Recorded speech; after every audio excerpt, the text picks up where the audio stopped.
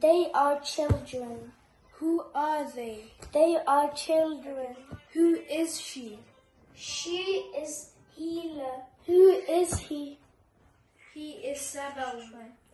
Who is he? Hagat Sokade. Who is he? Hagas Sokade. He is Sabawun. Hagas Sabaun Day. He is Sabawun. Hagas Sabaun Day. Who is she? Hagat Sokada. Who is she? Hagat Sokada.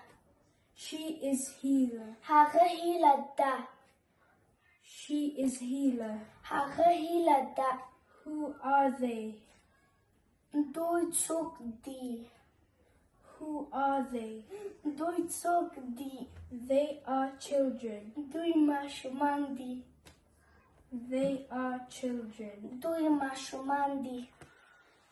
ګرانو لیدونکو دا زموږ د نن ورځې ویډیو سوه که تاسو دلته ګورئ هغه د نر او ښځې دواړو لپاره راځي خو انګلیش کې بیا د نر لپاره هی راځي د ښځې لپاره شي پښتو کې بیا دی د نر لپاره وي او دا د ښځې لپاره خو انګلیش کې دواړو ته بیا یو شان ایز راځي یو بله خبره دا ده هغه معنا هی هغه معنا شي دا په یو رنګ دي یو رنګ معنا دا چې دا کلمې سره یو شان دي دی ایز یا مثلا دوی دی